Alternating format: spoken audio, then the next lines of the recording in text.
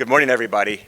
Welcome to City Club Missoula's September Forum, Election 2022 Ballot Measures. My name is Brett Rosenberg, and I have the honor and privilege of serving as City Club Missoula's Board of Directors, and I'm so happy to see so many of you here today. Thank you all for coming. I see it's a bit of a thin crowd, and that's because it's an unusual day for us, and we are competing with, I think, a YMCA or YWCA fundraiser and a Missoula Downtown Association event. So all of you are our troopers here, and we really appreciate it. City Club's mission is to bring people together to inform and inspire on issues vital to the community through public forums that encourage the discussion of new ideas and the free exchange of thought. We have a deep commitment to civility and civil discourse, even when we discuss challenging issues. Before I introduce our moderator, I'd like to thank some others. Thanks to Missoula Community Access Television and Ron, who's always here for our forums to record them as part of their media assistance grants to nonprofit organizations. MCAT serves our community on cable channels 189 and 190 and live streams our forums when it's able on its local live platform as well. You can also find videos of past CCM forums on our website. Click the video button at cityclubmissoula.com. Thank you to our sponsors, in particular those at the executive level. They are the University of Montana, Blackfoot Communications, and First Security Bank. Our executive level sponsors are key partners in helping to expand audiences' access and reliably planning and conducting our forums. We're grateful to all of our sponsors and invite all of you to join them by going to our website. And of course, thanks to our board of directors and our administrator, Danny Hallett, who keeps this thing running well, we couldn't do without her, I'll put it that way. City Club Missoula would also like to acknowledge that we are in the Aboriginal territories of the Salish and Kalispel people. Today, we honor the path they've always shown us in caring for this place for the generations to come. Our moderator today, who's looming behind us here, is Rob Cheney. Rob is the managing editor of the Missoulian newspaper. Rob joined the Missoulian staff as a reporter in 1997, covering local government and growth. He's also covered business, law enforcement, the University of Montana, and public education before becoming the science and outdoors beat reporter. So pretty much the gamut of news in this part of Montana. In 2020, he received a Neiman Foundation Fellowship to spend a year studying science journalism and the news industry at Harvard University. He served briefly as interim managing editor of the Missoulian at the end of 2020 before returning to his role as a staff writer, and now he's the managing editor. So big circle there. Rob will introduce our panelists, and I'll see you at the break, roughly at 12:25, at which point we'll begin table talk, which I'll explain later, and then open the forum to questions from the audience. Over to you, Rob. Thank you, everyone.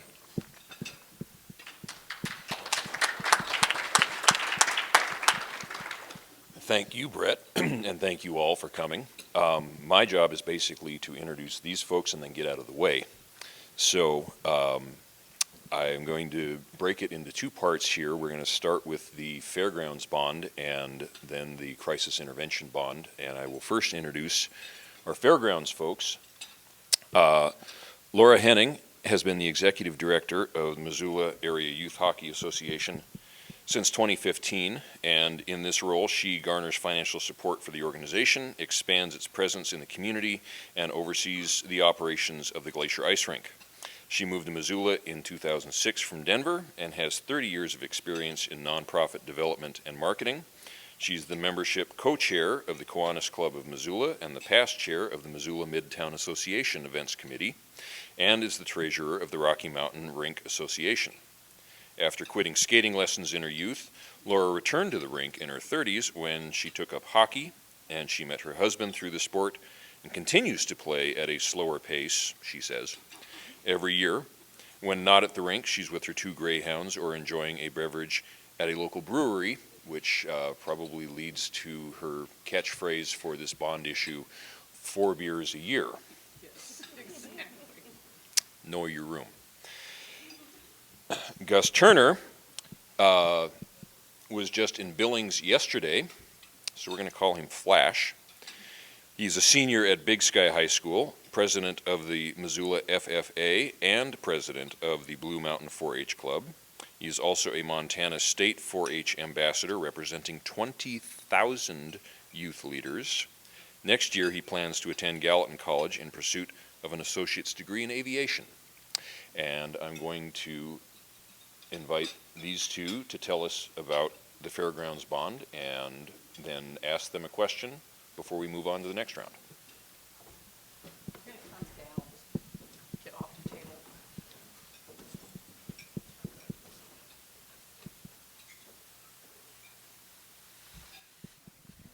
And I'm going to say that I quit skating as a child because I wanted to watch cartoons instead.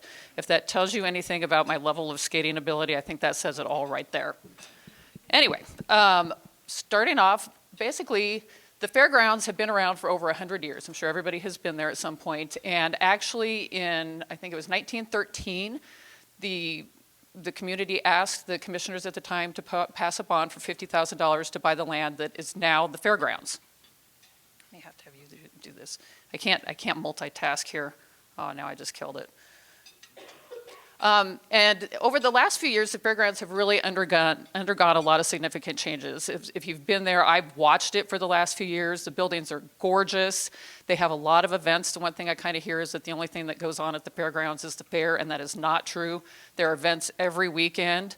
And again, the buildings look great. They've redone the commercial and the culinary building. They have put the concession items, the row in, and it looks fantastic. Except then we get to the part with the ice rink and 4-H, and we have not had any updates on our building. This picture is actually from the fair when they have to put tents out during the fair to handle the livestock. So both programs, 4-H and FFA, and the rink are fairly limited at this point by the limited space and the outdated buildings. And I know sometimes it may sound a little bit unlikely that 4-H and Glacier Ice Rink are together, and maybe it seems a little strange, but we've been sharing the same building for the past 25 years. Just to go a little bit about Glacier Ice Rink, we are a nonprofit organization. The rink was built 25 years ago by a group of volunteers, so it was youth hockey parents that started the rink, and in that time, we've grown now to serve more than 100,000 visits. We've got public skating, hockey, figure skating, curling. The university team just came in last year, and they are attracting about 1,200 people to each game. We just had the Grizz versus Cats game Friday night with 1,500 people in the building, and I'm just going to say that building is not designed to handle that many people. It's fun, but a lot of people aren't watching that game.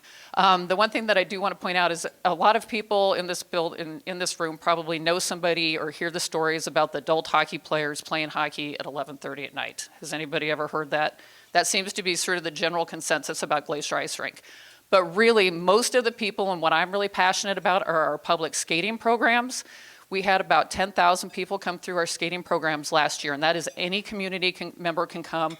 We get people who come from out of town over Christmas. They come skate. It's an affordable activity. It's $10 to come skate for 2 hours. So that, to me, is really what I push. That is our community outlet. We have a lot of fun events. Spooky Skate, which is coming up this Sunday, just putting a little plug in for that.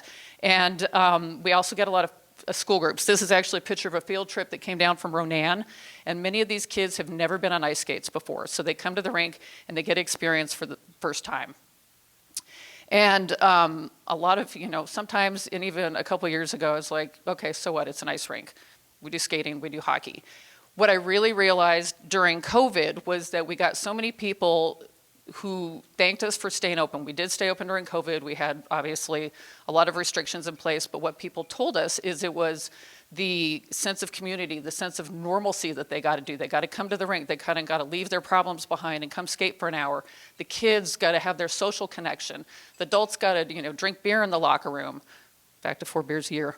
And really, a lot of these programs, especially the hockey program, it teaches these kids leadership skills, teamwork, sportsmanship. And again, what we hear over and over again is this feeling of community and family that we provide. And I'm going to turn over to Gus to talk a little bit about 4-H.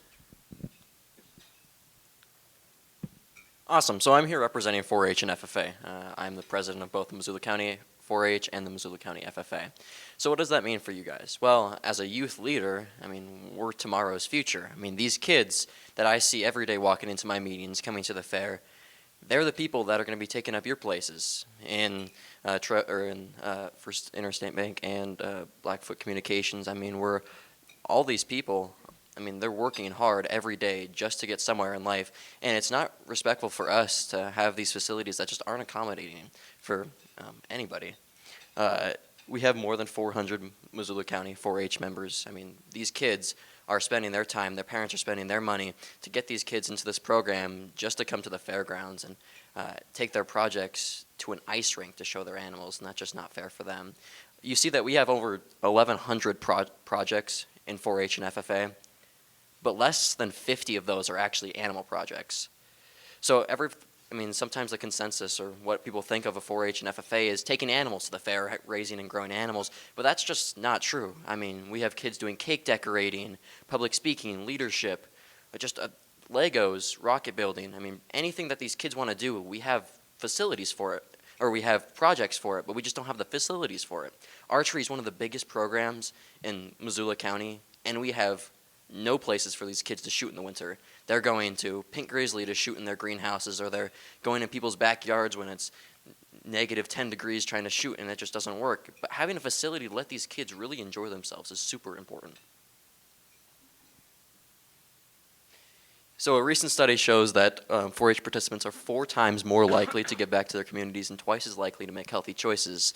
So having these facilities and a reason for these kids to join 4-H and FFA is not just a benefit for our community, but a benefit for themselves. Okay, I don't know how well you can see this picture, but I found somebody sent this to me. This is from 25 years ago, and this is a figure skater, and she literally has cows in the fence behind her. I don't know how well you can see that. So we've been sharing space for 25 years with 4-H, and I just think this picture kind of sums it up. There's actually an NPR story that goes along with it, which is equally as entertaining. Basically, to share the facility, we Glacier Ice Rink could run year-round programs if we had the facility to do so. But instead, I think about mid-June, we take the ice out, we melt it, we have to take the boards on the outside rink down, and then we have to, I should say 4-H, not we, has to bring in all the panels and the sawdust, and it really takes weeks to do this. So we can't operate in that time frame. 4-H, how many people do you have helping?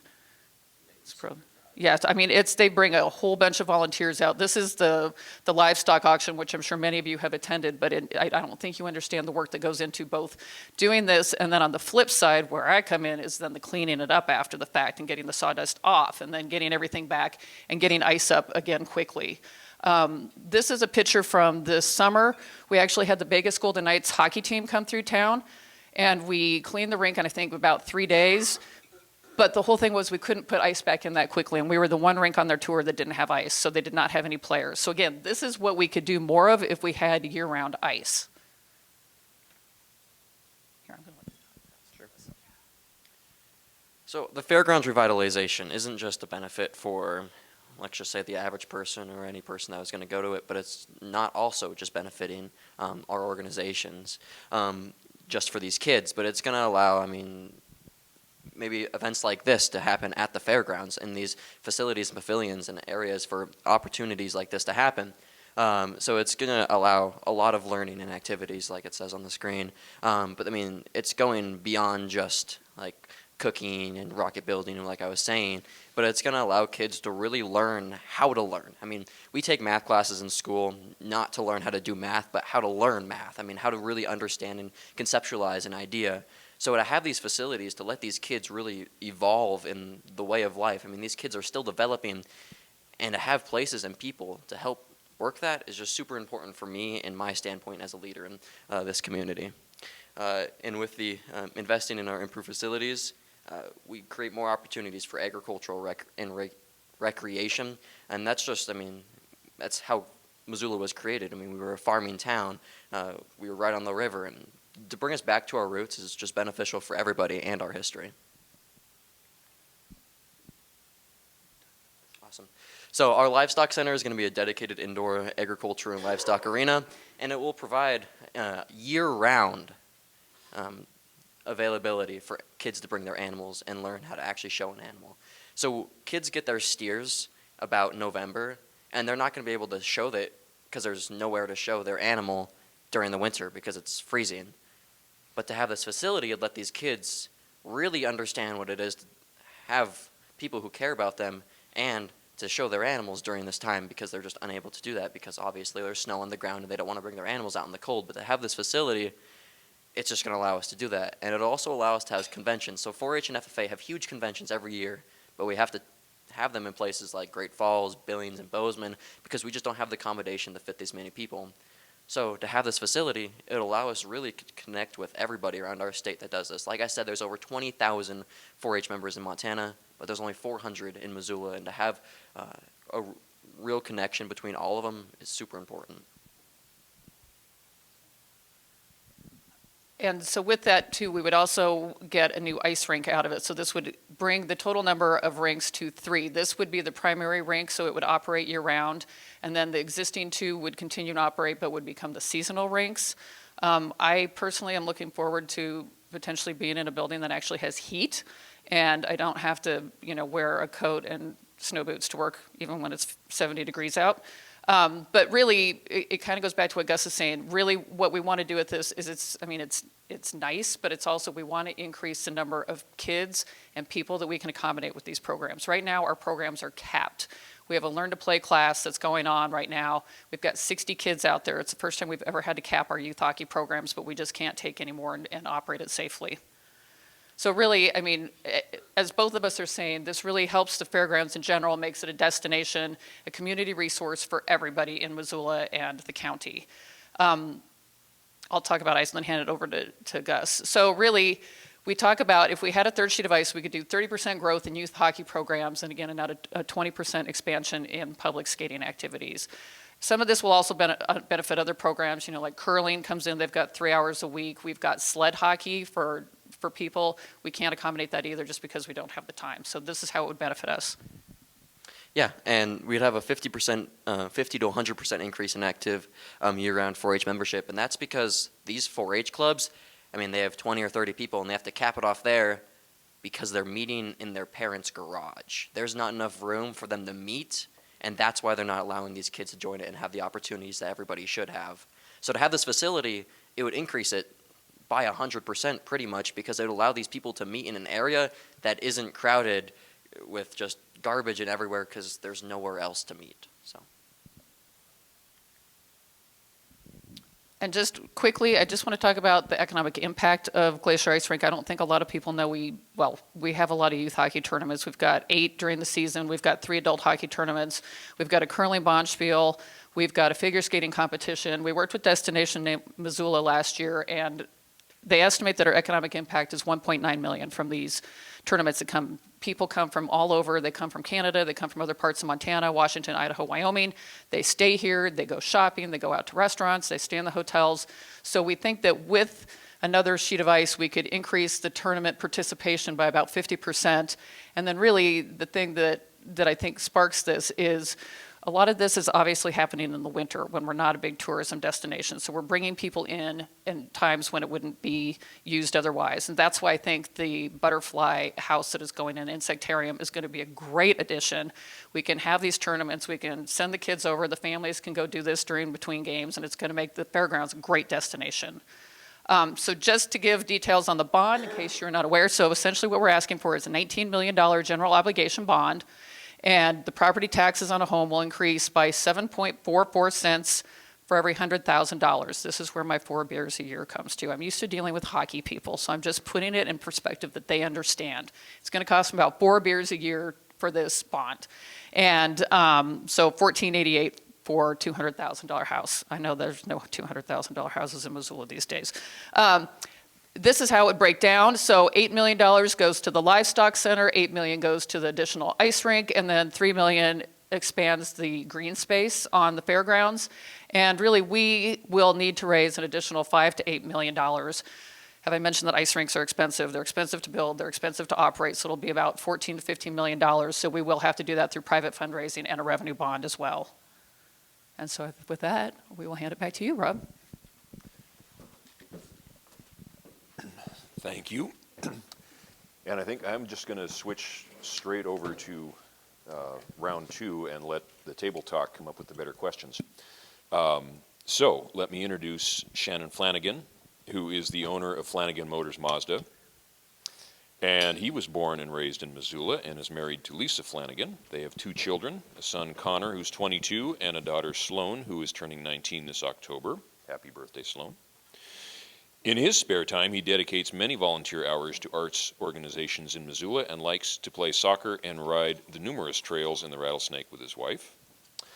Aaron Pehan, did I pronounce that right?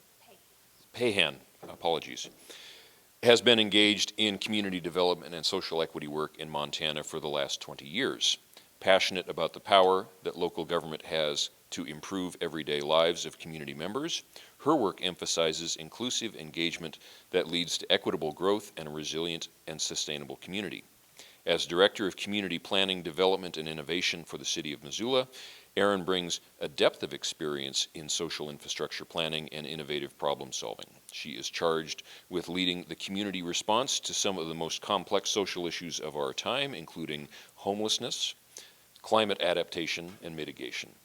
Prior to her current role, she was the director of the city's Office of Housing and Community Development and served as the executive director of the Poverello Center. And please take it away. Thank you.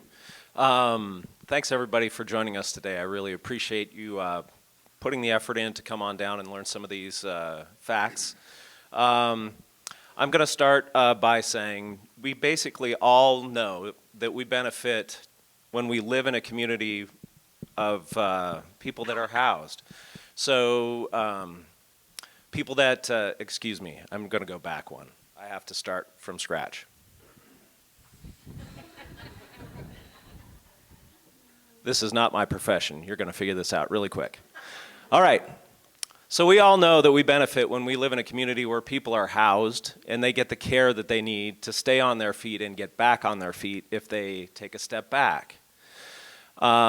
Missoula County is facing significant challenges right now in housing its homeless, dealing with addiction issues, and helping people in mental health crisis. So one of the things that a lot of us don't really know probably is that 1 in 5 of us over the next 12 months are going to experience some sort of mental health crisis. And that might sound a little bit preposterous to you, but when you put that on a spectrum and you have psychosis at one end, and then you walk it back down to kind of more pedestrian things like anxiety and depression and addiction, and you wrap all of those things up, you can see how people can step through the threshold into places where they might find themselves homeless. So what we're talking about are more basic problems, really.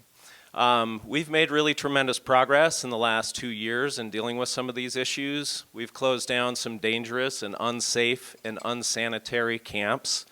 I'm thinking about on the Reserve Street corridor underneath the bridge. And you can think about the tons and tons of garbage that we've removed from our riversides to keep Missoula more beautiful. We've provided justice to victims of crimes and abuse, and we've connected people to the resources to rebuild their lives through things like the temporary safe outdoor space, the mobile support team, and the winter shelter. So in order for us to understand homelessness, we're going to ask the question, who is experiencing homelessness in Missoula? And what we have found is that predominantly they're veterans, women with children who are escaping from abusive relationships. So if you can imagine being a woman in an abusive relationship, deciding that you're going to leave, huge decision, right? You're going to step out the door into homelessness transitionally, dealing with half of the income that you normally would be making or less, and looking at supporting your family. Or veterans who have served in foreign wars with the mental health issues that they deal with. These are the people that we're talking about serving primarily. Other reasons why we find people slipping into homelessness, and it's kind of a big ball of wax. So we've got people with big medical bills. If you can't pay your bills, you can't pay your rent. If they're in personal crisis, whether that's mental health crisis, addiction crisis, personal loss, any number of things like that. And we all know that in Missoula right now we're dealing with the tightest rental market we've ever experienced. So the difficulties of finding a place to rent are even multiplied by a factor of 10 now. We've already mentioned escaping abusive relationships, and all of these things can put people out onto the street. So providing them with temporary shelter helps us align them with services that they need and keeping them, getting them back on their feet. So they can come to the temporary safe outdoor space where they can take a shower, They can get an ID. It's pretty difficult to get back on your feet and find a job if you can't even prove who you are with an identification. They can get the medical care they need or the mental health services that they need. And then they can apply for a job and start transitioning back into a home environment. So these programs have successfully demonstrated change, and they've saved lives. When I talk about saving lives, I think of things like the winter shelter that the POV operates. So over the last 2 winters, there hasn't been a homeless death in Missoula due to exposure over the winter. So if you can imagine being out in 35-degree below weather with no money in your pocket and no food on the table and trying to survive that, you know, these are people that we're serving with this levy. They have helped keep our community safe and reduce stress on our busy law enforcement. They've kept people with mental illness out of the ER. People with mental illness don't need to go to the ER. They need mental health services. They've kept those people out of jails. Again, people with mental health issues and mental health crises don't need to go to jail. That's not going to do them any good, nor is it going to do the population in jail any good. They need mental health services. And what a lot of people don't know is that 68% of mobile support team clients in Missoula are housed. So 68% of the time, when mobile support team gets a call, they're going to a home to help somebody in their house. And when they're, experiencing these mental health crises, that again is one step closer to being unhoused. So we can go serve them where they're at, meet their needs in their home, help them maintain their housed status. So without renewing this funding, these services are going to stop, and then we'll lose all the progress that we've made. And when I talk about the funds, I'm talking about funds from the American Recovery Plan Act. So that's how this has been funded for the past 2 years. It's been with federal dollars. That's going to disappear. The Missoula County Crisis Intervention Levy will help us sustain these programs. So this is the ballot language, and I'm not going to read through all of it for you, but what the Board of County of Commissioners of Missoula County has authorized is to levy up to 20 mills per year to raise about $5 million. So when you break that down into individual households, if you have a house with an assessed tax value of $200,000, that's going to cost you $54 a year. That's not market value, that's taxable value. So we're asking people to get behind the crisis intervention levy, and we would hope to have your vote this November. With that, I'm going to turn this over to Aaron.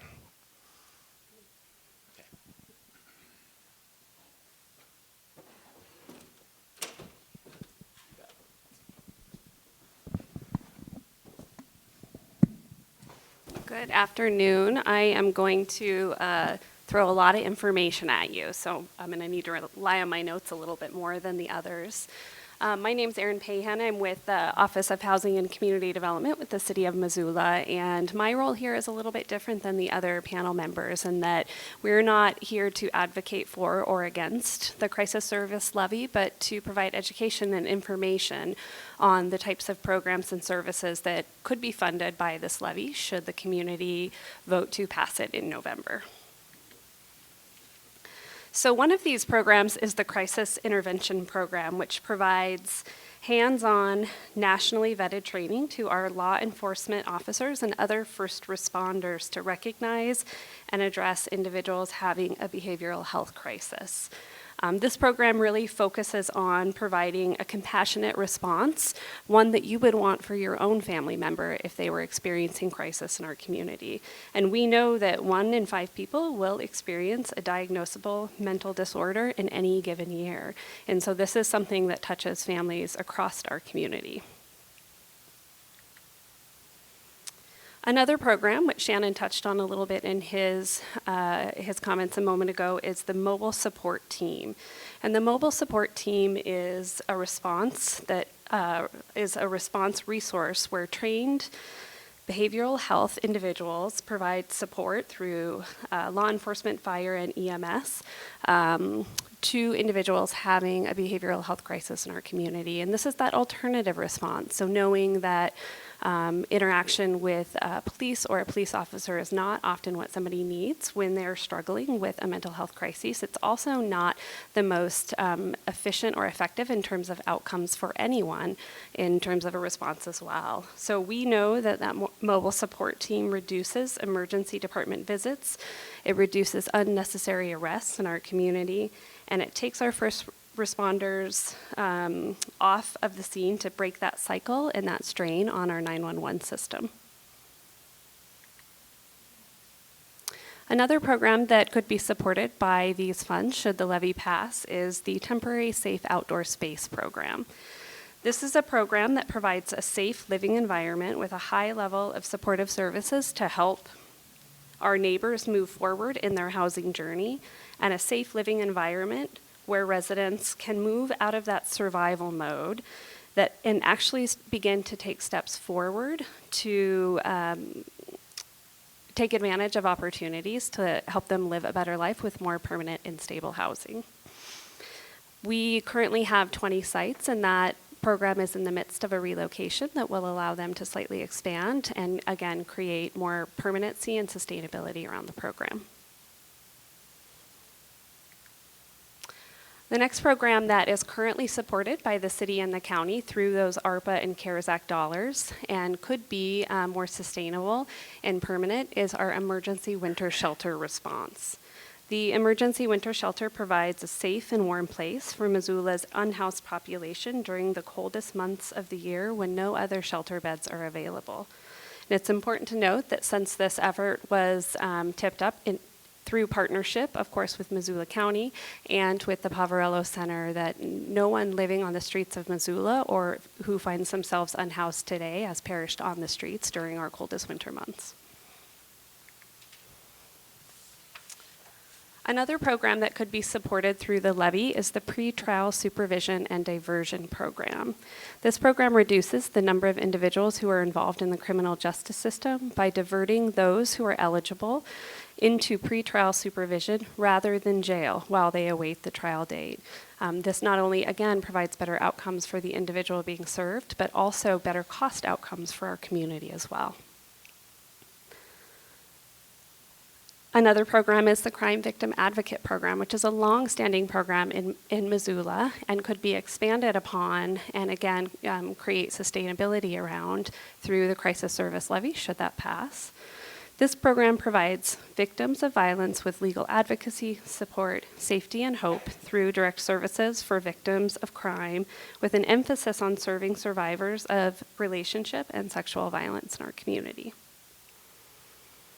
And lastly, we have two programs that are not yet, my apologies. Lastly, we have two programs that are not yet operational, but that we're planning and moving towards in our community that would fill incredible gaps in our system. One of those is the Trinity Navigation Center. And the Trinity Navigation Center would provide needed services with low barriers to folks who are living unhoused in Missoula today. There are 30 dedicated apartments in that development, which is around 200 total, for men and women who are living on the streets and facing some of the largest barriers to moving indoors into housing, along with this navigation center, which will be a one-stop shop for individuals to come in and get those connections that are required to start to support people in moving off the streets. And the Trinity Navigation Center is part of a larger development, which is being created by a three-way partnership here in Missoula: Homeward, Blue Line Development, and the Missoula Housing Authority. And lastly, looking at a program, again, that is not yet operational but under development, is our Crisis Receiving Center. And this center is a proposed medical site for those experiencing behavioral health crises rather than the emergency room or jail. Again, a more appropriate response, which provides better outcomes both for the individual in crisis and our community. And a few other programs that you don't see here on a slide today that are worth mentioning that could be supported by this levy should it pass are the Community Supported Reentry Program and the Jail Mental Health Team, along with the Calibrate program. So these are just a few examples of the types of programs that could be supported should the levy pass.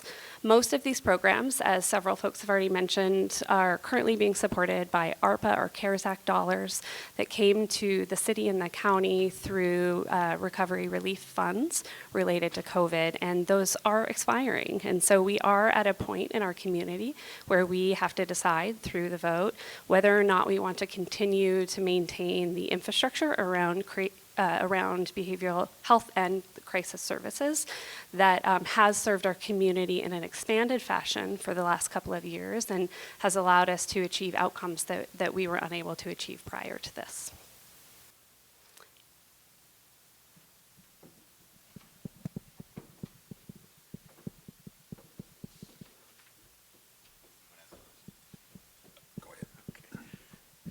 Thank you to our panelists. It's time for table talk, ostensibly the most important reason we're here today. It's a very rich part of our typical forum where the audience interacts and engages with our panelists and vice versa. We'll take about 10 minutes for each table to come up with a question, and after about 10 minutes, a board member with a mic will come around and you'll have your opportunity to ask all or any of the panelists your question. As I mentioned earlier, we pride ourselves on civility, so we ask that you keep your conversations and your questions respectful, and if there are members of the media at the tables, we ask that you keep your questions until after the forum is over, where our panelists, I hope, can stick around for a little bit. That should do it. We'll take 10 minutes, and I'll be back just to get things going. Yeah. All right, everybody, time is up. Rob is going to kick it off with a question, and then Dave Peppinger will roam around with the mic for each table to ask their question.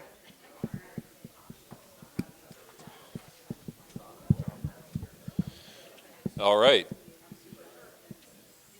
So one of the things that we have really been made aware of in the news business, as they call it, the first draft of history, is what a weird history it's been in the last 2 years. In the office, we refer to them as the asterisk years, because we did everything different.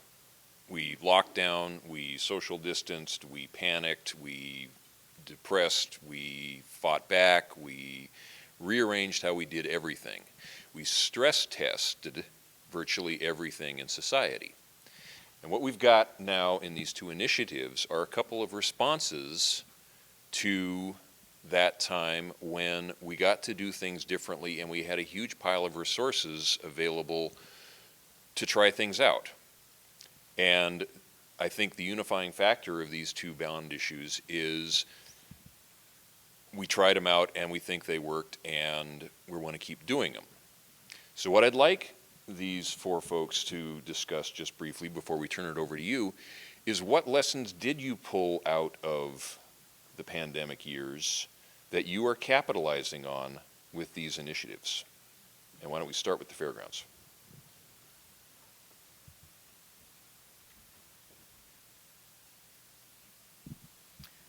I'll take this one. One of the things, and I kind of mentioned it a little bit, that we obviously did things differently, but one of the things we had talked about for a number of years was we really wanted to cap our public programs. When we have a public skate and people would just show up, we could have anywhere from 2 people to 200 people, and we never knew who was going to show up. When we moved to online registration, we had to buy a new registration system. It had been something we'd been talking about for probably 5 years. We could just never figure out how to do it. But then when COVID came along and forced us to do it because we had to follow restrictions, that made us do it, and now we've kind of gone into that realm. And the thing that I like about it is we now have a lot of people's contact information, so now we can communicate with the people who are actually using the rink. Before, we didn't know who any of them were, and so that has allowed us to speak to them, talk to them about this bond, and really kind of engage those people in the rink. And so that is, I guess, the one good thing that came out of COVID for us. Go ahead, Gus, if you have anything you want to add. Sure, I mean, just in the eyes of a 4-H and FFA member, I mean, being part of a program that was so impacted because, I mean, we require personal contact with each other. I mean, just to do things, have our meetings or whatever, not being able to do that was a really big blow. But one of the things that really came out of that was, I mean, we still had a fair at that year, and we still had kids show up and raise animals. So to see that we persevered through that really made everybody feel a lot stronger about these organizations.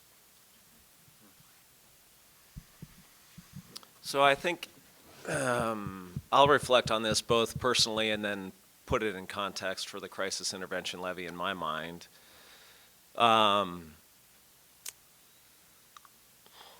So when COVID hit, there was a day when I thought I wouldn't have a house, that my business would go under. I mean, there were times, right, when we were looking at that, and it was like hard to go to work. I mean, Jesus. So I was absolutely amazed at my community of people at the dealership that helped me through all that. We did all that together. I was there in lockstep with everyone. And it was kind of heartwarming in some ways because it was very difficult. Nothing was perfect. Everything was imperfect. Nothing was working the way that it was supposed to work. You know, supply chain interruptions, banking was different. Nobody knew whether they were going to have a paycheck the next week. And here we are. I mean, we had the asterisk years, right? And we made it through. We had some very successful periods of time there as a dealership where business was fantastic. And along all of that with me was my community. So in a way, it was very reaffirming in a difficult way. In terms of the crisis intervention levy, which is easier for me to talk about, not nearly as emotional, I think that it gave us the opportunity to have resources so that we could learn how to do things, so that we could practice and try things out. I'm a big believer in failing, and you need to get out and get after it, make mistakes, learn from your mistakes, carry on, move forward. Without that kind of mindset, it's difficult to make any kind of progress, and without the resources to be in that mindset, we aren't going to make progress. So that's why I think that the COVID years were important for the crisis intervention levy. It put it into contrast and highlighted the things that I believe that we need to do to protect our community. I think COVID was a really interesting time for us at the city of Missoula, and we learned a lot during that time, especially as it relates to some of the programs that we talked about today. An interesting aspect is that we're in the service provider community, we're always really resource constrained, and COVID presented a scenario where we had access to resources like we had never had before through these federal relief packages, and that allowed us to create new programming like the non-congregate shelter, where folks who were at risk or diagnosed with COVID could have a private area in which to recover. And it also allowed us to expand our programs, to double our emergency winter shelter footprint, to support and to try some new innovative models like the authorized campsite. And so we were able to very rapidly, over the course of just a few years, expand and test and innovate around programming that is serving our system better today. We also made a lot of mistakes, as one does when you innovate and you try new things, but those mistakes have helped us learn and continue to move in the right direction.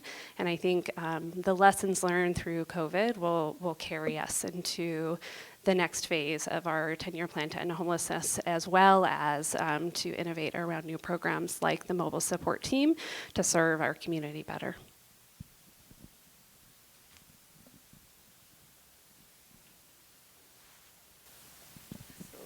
Hi, my name is Paula, and I have a question, or we have a question for you, Aaron. I think you probably would know it the best.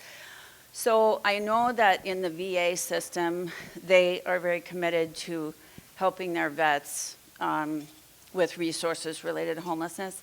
And so in Missoula, what information do you have about how the Missoula community can be good collaborators with the VA, but the VA resources can put as much of those federal dollars to helping the vets, and the resources that we're trying to use for the rest of the community aren't going to vets that could be helped probably with federal dollars? Yeah. Hope that makes sense. Yeah, thank you for that question. That's a great question. I will speak just to my knowledge on the subject. There are folks in the community who have much deeper expertise than I do, and some of those individuals would be Jill Bonney with the Poverello Center. And so I can talk a little bit about the services provided at the Poverello Center alongside another program called Veterans for America, which operates here in Missoula, as well as, of course, the new VA facility that provides a plethora of health and behavioral health services to veterans in our community. We did see increased investments from the Veterans Administration in our community to serve veterans, especially those who are experiencing houselessness, who don't have a place to sleep at night. And that increased investment came through the form of a grant to the Poverello Center from what's called the Grant Per Diem program. It's just an arm of the Veterans Administration nationally and both here in Montana. And what that grant is going to allow the Poverello Center to do is to expand and improve upon a current veterans program that they have today called Housing Montana Heroes. Today, about 20 veterans stay in the second floor of the Poverello Center in semi-private rooms and receive support and services to, again, help them walk down that path to a permanent home. With this grant from the Veterans Administration, the Poverello Center will be moving that out of their shelter facility and into what is today a hotel or a motel just a block east of their current facility. Those veterans will now have private rooms where they can engage in that work with a little bit more privacy, a little bit more of a supportive environment. And so that's a big win, of course, for those veterans in our community, also for the Poverello Center, which now opens up that space to serve more of our community members who are struggling. And so that's one particular investment that I know has come down in the last couple of years as a result of COVID and increased federal dollars, but I'm sure there are others that I'm not aware of as well.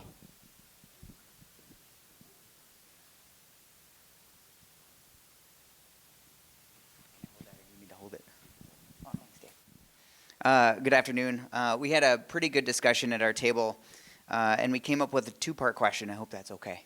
I'm not breaking any rules, am I? We talked about how the community, the Missoula community, County of Missoula, it's not the ask of providing more funding, right?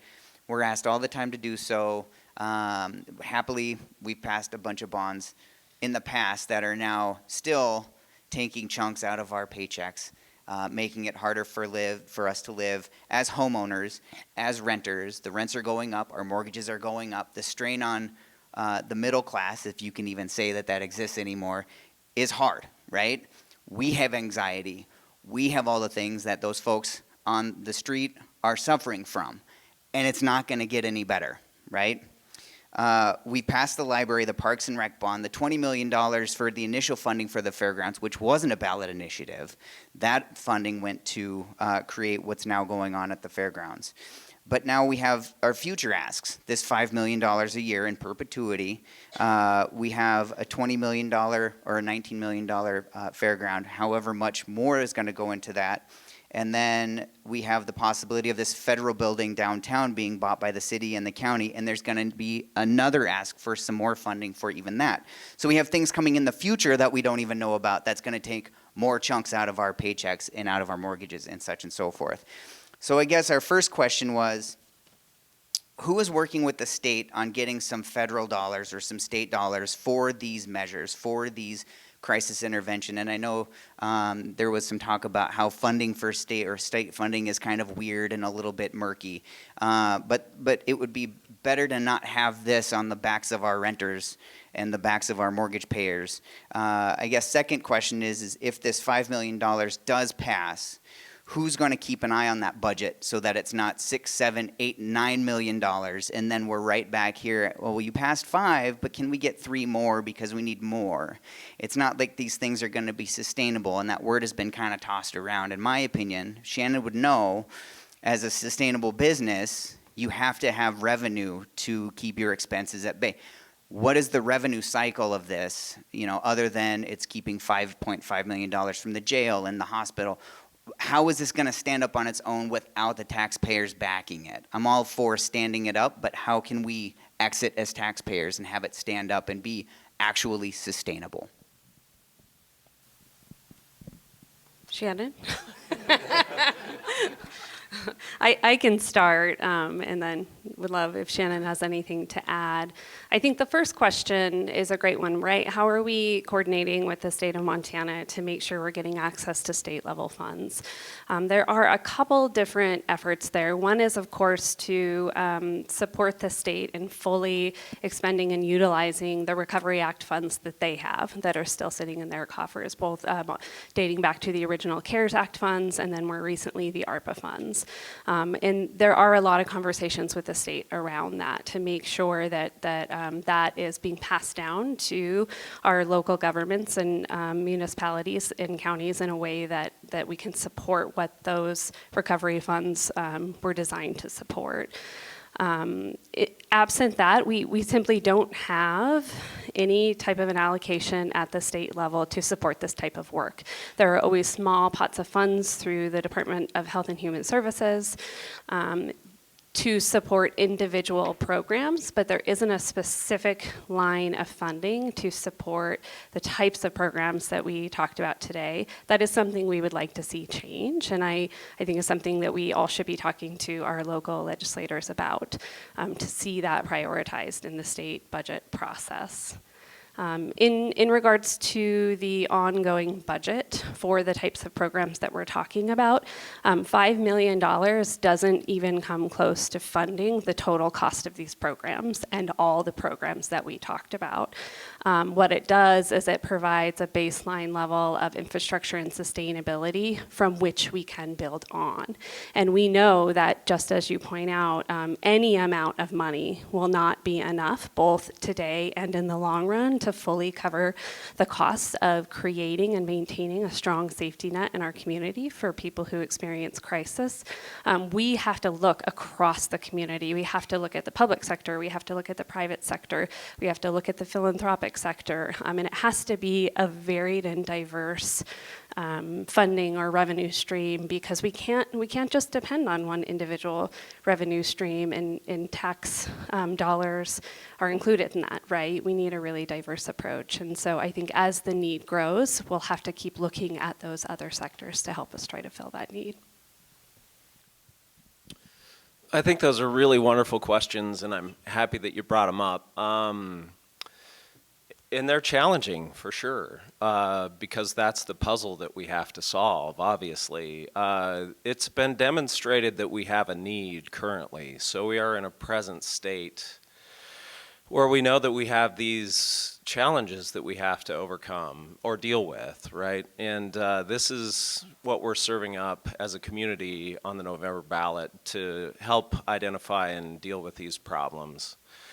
One of the things as a businessman, since you brought it up, and I pay my fair share of property tax in Missoula. I'm sure I'm not the highest property taxpayer in Missoula, but I'm sure I'm not near the bottom either.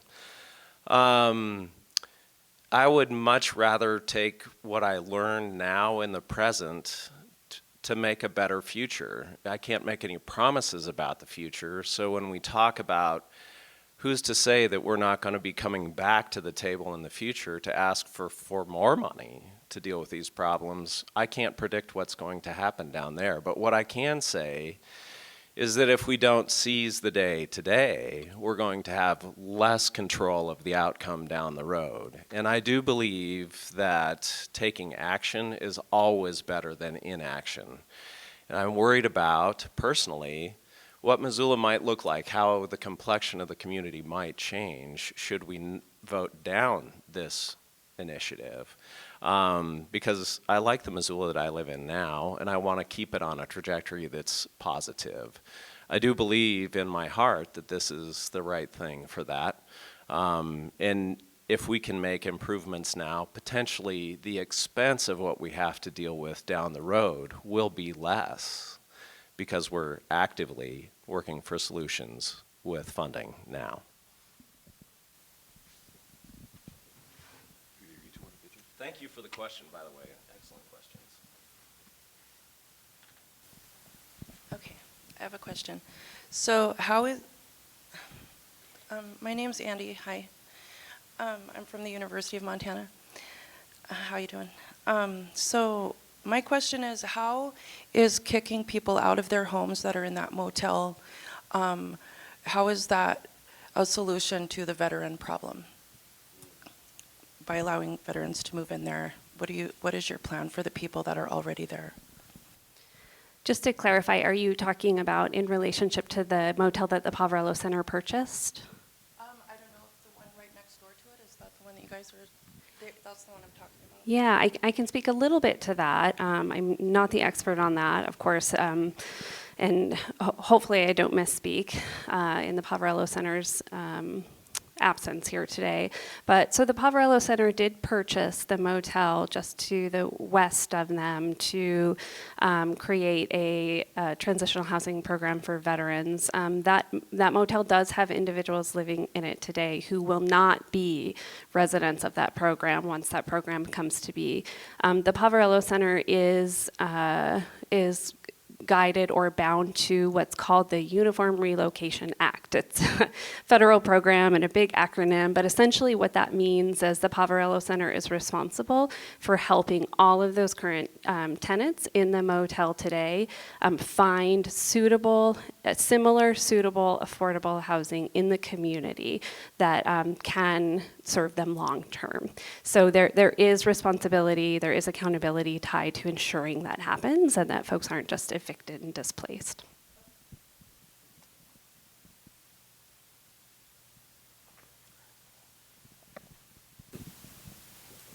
Hello, my name is Patty Solomon, and I'm grateful to be here today. Thank you for bringing up a topic about homelessness that is very important to me and to all of you. A little bit about my background. I was lucky enough to write the policy paper for Project Homeless Connect in 2003. Don't hold it against me, in San Francisco. But my question to you is, there's all these beautiful groups that help each other, and they work continually to help with homelessness. What happened to the Coalition of Homelessness? What happened to Project Homeless Connect? When I first moved here, it was becoming very popular, and we were getting things and services were happening. And then someone decided to change it to Community Connect, which in my vision wouldn't be able to let you know who's actually homeless. So that being said, I think that's something to think about in the future. And then also, like all city budgets, we should be able to see where that money's going, what department, and how much it's going to. Is that your plan? Is that the plan for the levy, should it pass? Yeah, so just speaking to your first comment about the coalition or collaboration between providers. Yeah, so we do have a couple of different groups. One of those is called the At-Risk Housing Coalition, and that is a coalition made up of, over 50 or 60 organizations in our community that support people at risk of houselessness, who are kind of living on the edge or the margins, and then people who have become houseless in our community. And they do work very closely, very collaboratively. There are several different subgroups of that. One of those is the group that plans Project Community Connect. I can't speak towards that transition from Homeless Connect to Community Connect, but I know that provider group works really closely on those things, and they're very, very much active still. In regards to how the funds will be expended, I don't want to speak for my partners at Missoula County who are here today, but we do want to work very closely with our provider community, with our elected officials and leaders at the city and the county to identify how we can invest those dollars, should the levy pass, to achieve the highest and best outcome in our community. As you saw, there are a ton of different programs that could benefit from a levy if it passes.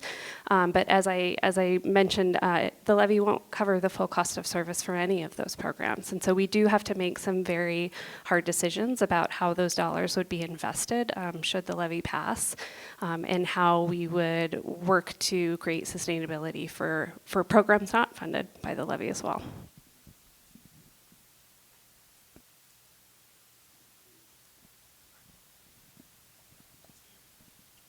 Hi, I'm Julie, and this came up at the end of our conversation, so it's kind of a question, comment, and sort of dovetails what was said over there. Looking at the taking this to the taxpayers and the the number of bonds and levies that have been. How does this fit in with some longer range planning or prioritization of services and needs for our community as we look at continuing to go to the taxpayers? Are you asking on both sides or? Either one, if that's been a consideration in how you put this out.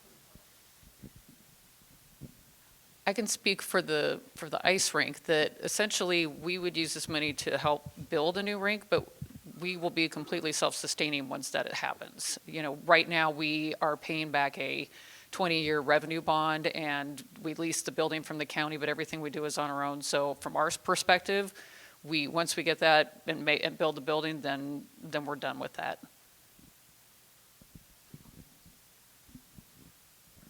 And we do have a variety of projects that are talked about across the community, both at the city and the county level.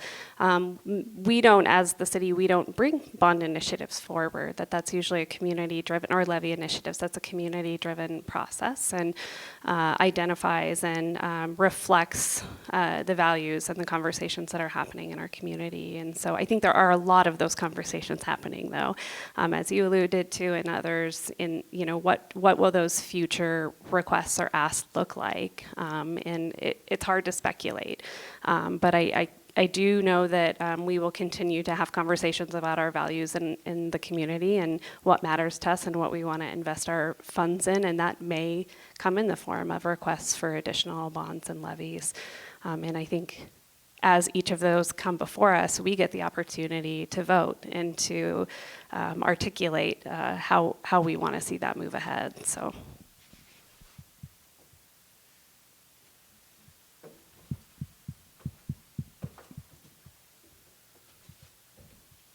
Well, unfortunately, we are out of time, so everyone please join me in thanking Laura, Gus, Shannon, Aaron, and Rob for their timely, excellent presentations. I will say that most of you should have received your ballots in the mail by now, so be sure to vote, and if you haven't, you might want to look into it or register or find a voting center. But mostly here, I just want to thank all of you. Again, it's a different day, and we really appreciate that you've taken the time to come, and you're why we're here and why we keep doing this. We really appreciate it, and we also like to thank our executive level sponsors again, University of Montana, First Security Bank, and Blackfoot Communications. Our November 14th forum will be on its normal day and time, so mark your calendars. It will be a spotlight on the local refugee community, and I think we'll have more information about it on our Facebook page and website after we close this one down today. So be sure to check it out and look for your emails about them too, and that should do it. Thank you all again. Really appreciate it. See you next time.